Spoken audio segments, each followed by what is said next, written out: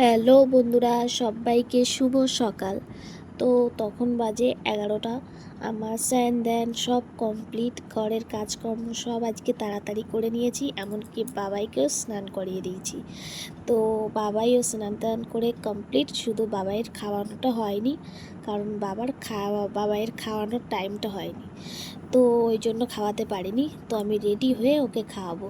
তো দেখো, এই শাড়িটা আমি পরবো, তো আমাকে শাড়িটা কেমন লাগছে একটু জানিও। তো ভাবলাম শাড়িটা খুবই হালকা, খুবই সফট, তো এই গরম যার জন্য আমি এইটাই পরবো ভাবলাম।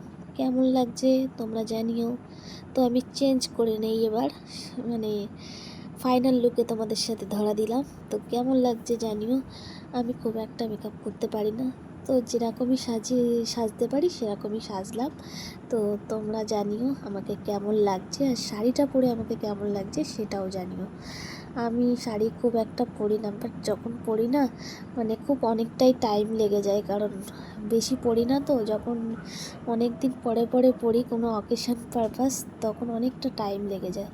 তো দেখো, অনুষ্ঠান বাড়িও চলে এসেছি। ঢোকার সময় আর ভিডিও করতে পারিনি, যেহেতু বাবাই আমার কোলে ছিল, ভিডিও করাটা আর হয়ে ওঠেনি।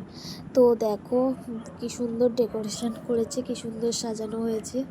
তো দেখো, প্রচুর লোক এসেছিলো, প্রচুর ভিড় ছিল, তার মধ্যে আমার বাবাই বেলুন নিয়ে খেলা শুরু করে দিয়েছে।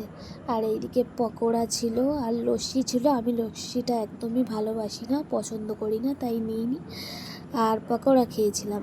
এদিকে কেক কাটিং পর্ব চলবে, সবাইকে ডাকা হচ্ছে, কেক কাটবে। তাই এই দেখো, এই যে ছোট্ট ছেলেটারই জন্মদিন ছিল, ওর নাম সমৃদ্ধের আজকে শুভ জন্মদিন ছিল, তার জন্যই আমরা গিয়েছিলাম। আর এদিকে আমার বাবাই তো বেলুন পেয়ে আর কিছু চাই না, ও ওর মতো খেলা শুরু করে দিয়েছে।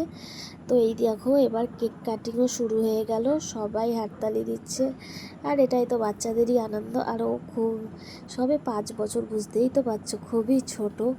ও নিজেই কেক খাচ্ছে, মানে বাচ্চারা যা হয়, কে কখন দেবে তাই তার আগে আমি খেয়ে নিয়ে, এরম একটা ব্যাপার। আর যেহেতু 5 বছর মানে খুব তো বড় না, হ্যাঁ একদমই ছোট সেই। তো দেখো, ওর দাদাকে, এটা ওর দাদা হয়, পাশে আছে দাঁড়িয়ে, তো দাদাকে কেক খাইয়ে দিচ্ছে। তারপরে ও নিজেও একটু কেক খেলো, টেস্ট করলো। তো তোমাদের কেমন লাগছে? আর ওই যে ওর পাশে, ওটা ওর মা।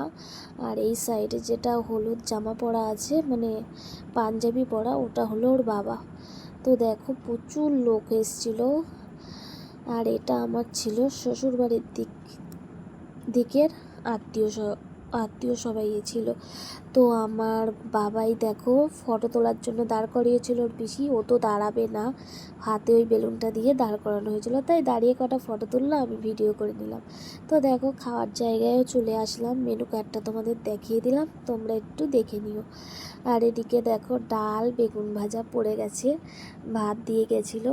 তারপরে মাছটা কিন্তু সত্যি খুব ভালো ছিল, কাতলা মাছটা। তারপরে বাগদা চিংড়ি, ওটাও খুব ভালো ছিল। তারপরে দিয়ে দিল চিকেন। হয়ে গেল আমাদের খাওয়া। তারপরে আমাদের চাটনি, পাঁপড়, পায়েস, এদিকে সন্দেশ, মাঝখানে রসগোল্লা ছিল, কিন্তু আমি ওটা নিইনি। এদিকে কোকা কোলা, ওটা নিয়ে বাড়িও চলে এসেছি। দেখো, বাড়ি এসেছি, তার আগে অনেক রিলস ভিডিও করে এসেছি, তার মধ্যেখানে আর কোনো ক্লিপ তোলা হয়নি। তো বাড়ি এসে দেখো আমার বাবাইয়ের কাণ্ড। ঘুম থেকে উঠে তোমরা ভাবছো বাবাইয়ের জামাটা আমি চেঞ্জ করিনি কেন, আসলে বাবাই ঘুমিয়ে পড়েছিল, যার জন্য জামাটা চেঞ্জ করা হয়নি। তো ও এসে ঘুম থেকে উঠে এখন আমার মেকআপ করতে বসেছে, ও আমার মেকআপ করে দিচ্ছে। তো দেখো, আমি বললাম দাও দাও মেকআপ করে দাও। তো আমার ভিডিওটা যদি ভালো লাগে তাহলে লাইক কমেন্ট শেয়ার, আর আমার চ্যানেলটা সাবস্ক্রাইব করো। Tata, bye bye.